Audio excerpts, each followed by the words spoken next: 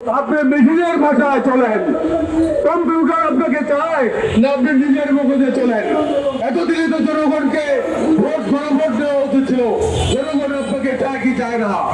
আপনি মেশিন দিয়ে চলবেন না, নিজের বুদ্ধি দিয়ে চলেন। এআই দিয়া, এআই আর্টিফিশিয়াল ইন্টেলিজেন্সে চলবেন না। আপনার লোকজন না এআই দিয়া আর্টিফিশিয়াল ইন্টেলিজেন্স দিয়া বয়ান তৈরি করে এবং সেই বয়ান আপনি টেলিভিশনে মিডিয়ায় প্রচার করে কতদিন আর টিকে থাকবেন।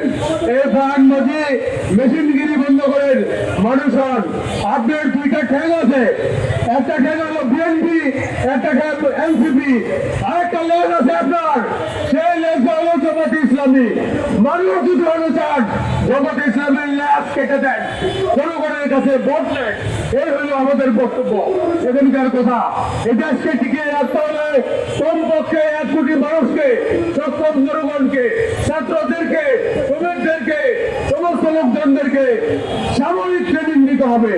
চাইনা থেকে মিডিয়াম রেঞ্জের আমাদের মিসাইল আনতে হবে, সেগুলি দিয়ে আমাদেরকে দেশ রক্ষা করতে হবে। আমাদের 1 কোটি সৈন্য যদি দাঁড়ায়, তাহলে ইন্ডিয়া কেন আমেরিকাও আমাদেরকে গণনা করবে। না হলে তো আমাদেরকে রোজ রোজ বান্দরের মতো ইন্ডিয়ান জেনারেলরা ভয় দেখায়, হনুমানের মতো ভয় দেখায়।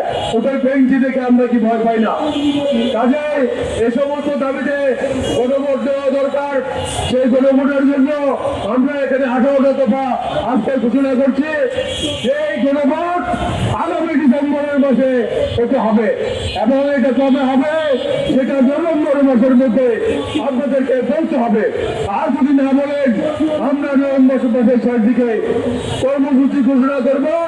জনগণকে নিয়ে কি বিহিত ব্যবস্থা করা যায় সেটা আমি করবো।